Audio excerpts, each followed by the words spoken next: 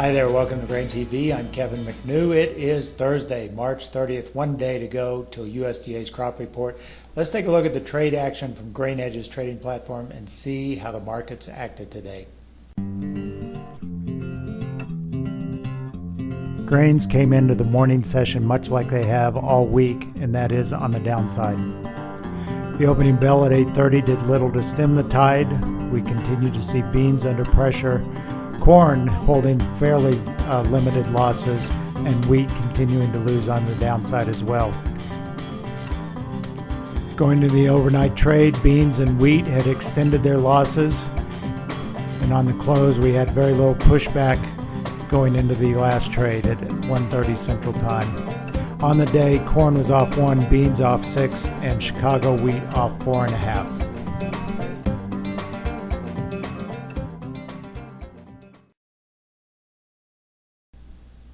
Welcome back. Let's take a look at some of the news that was shaping the market. First of all, overnight there was some action in Asia with Dalian corn and bean futures continuing to erode. Corn was on the downside because of some rumors that had started circulating that the Chinese government would release a lot more corn from their state reserves into the public marketplace. There are talks that they may be releasing 2012 corn, old degraded corn, for as low as 167 a metric ton. Right now the Dalian futures are around 233, so that certainly has the trade worried, because not only would those stocks be released earlier than expected, but also at a much steeper discount. Part of the thought is that this is to limit Chinese farmers from planting more corn and to really get them to switch to soybeans. Other news out today, there was also some USDA flash sales for the first time in 8 trade sessions. This time 165,000 metric tons of soybeans sold to China. That did little to stem the tide today. It really was a down day all the way across the board. And so even that news, along with positive export news that we'll talk about here in a minute, did little to change the overall market trajectory. After the close, we got some more bearish news to add to the soybean market, this time from AgriConsult in Brazil. They finished up a crop tour there. They suggest the soybean crop is a whopping 113 million metric tons, even higher than their previous estimate of 111 and well above USDA's 108. So 113 is what they are calling for after their crop tour, seeing record yields in pretty much every major growing region in Brazil, and that certainly spells even more problems as we move forward. Let's take a look at USDA's export sales. These, yet again, were a mixed bag. Let's take a first glance at old crop sales. This time, corn disappointing the trade, coming in at 717,000 metric tons versus 900 to 1,200 expected. Wheat and beans, on the other hand, came in above expectations. Corn coming in very strong at 681. Wheat coming in very respectable, just at 464, above expectations. When we look at new crop, not as much upside here. We did see a little bit of good business in soybeans, 316 for new crop beans, but corn and wheat coming in sort of at the mid-tier of the range. So again, really the focus is on good weather in the Midwest, ample supplies in the world, and big production potential coming from South America. And so all of that is really sort of setting the stage for this crop report that is coming tomorrow. We've been talking about it all week, but let's take another look at some of the key numbers. Let's start first with planted acres. This is what the trade is looking for in terms of acreage expectations. They expect 3 million acres less in terms of corn versus last year. They expect 4 million acres more of soybeans and 5 million acres more of soybeans and 4 million acres less of wheat. So those are the market expectations. Obviously, everyone's sort of conjecturing where will we fall out in those, where will USDA actually hit on Friday with those numbers, and we'll talk about our thoughts on that here in a minute. But let's also take a look at stocks and the quarterly stocks figures. We talked about this yesterday. Corn has the most potential wild card factor here because of the implied feed use. So right now, trade is looking for roughly an 8.5 billion bushel stock number coming in on March 1st, 1.68 for beans and 1.63 for wheat. Now, So let's take a look and talk about what I see as sort of the major potential surprises here. It's not to say these are going to happen, but what potentially could happen, and what are some people talking about in the trade as potential wild cards? What could be some surprises? Let's start first of all with wheat. We've been talking about this all week. We've hinted at it with historical data showing that the trade has really missed the mark in terms of wheat expectations going into this report.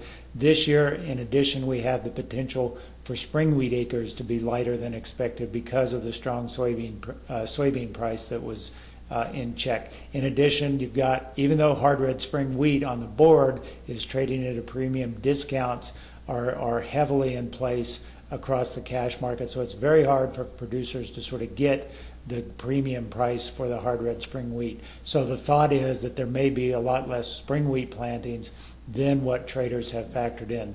In addition, the other wild card we talked about is the heavy short position that managed money has in the wheat market. If you look historically at the last 12 years in wheat, going into this report, this year is the highest they have been this short relative to everything else.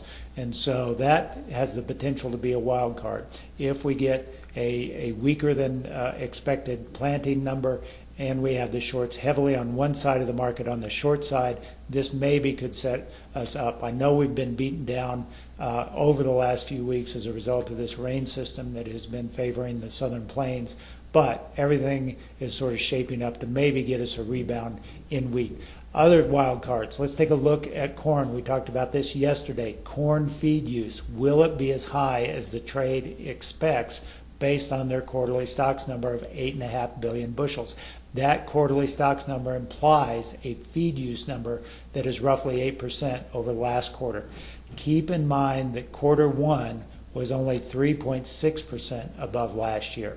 So the trade is expecting corn feed use to be up sharply to get us to that 8.5 billion bushel crop. Is that going to happen? You know, there's certainly a lot of competition in the feedstuff market. We have DDGs. China basically put an embargo or slapped a tariff, if you will, on U.S. DDGs in the last few months. So that has led to more DDGs probably staying home domestically. You have soy meal. Basis levels at cash plants or crushing plants are very weak, suggesting there is a lot of excess soy meal in the marketplace. So I'm not so sure we're going to meet that 8% feed use number that the trade has factored in here. So another potential wild card. And then, of course, the real question everyone is asking, will the corn bean numbers be what USDA is factoring in? Who knows? I don't have any better guess than a lot of people, but I tend to lean more towards less corn and more beans than what the trade numbers suggest. But I'll ask this question another way. Will it matter at the end of the day? When we clear the dust and we settle on Friday, will the landscape be dramatically different from what we have now? And my answer to that is I don't think so. Because whether we have slightly more corn or slightly more beans or vice versa than what we expected, it doesn't change the underlying principle that we have huge stockpiles in the global marketplace. We have South America breathing down our necks in the next 6 months with massive crops. And add on top of that the spring and summer weather outlook as we start to get closer into the growing season is looking pretty ideal. Meteorologists continue to suggest ample moisture, no real threats of drought or extended heat anywhere in the Midwest. Obviously, very early in the season, but there's nothing on the horizon that suggests we're going to have major crop problems. So with that, that's what we've got going into tomorrow's report. As always, we hope you look at us online at grainhedge.com, see how we can help you in your own trading situation, lower your commission to only $7 a side. You know, by all means, take a look at us. We will talk to you on Friday and digest the results of that crop report. Have a great day. We'll see you tomorrow.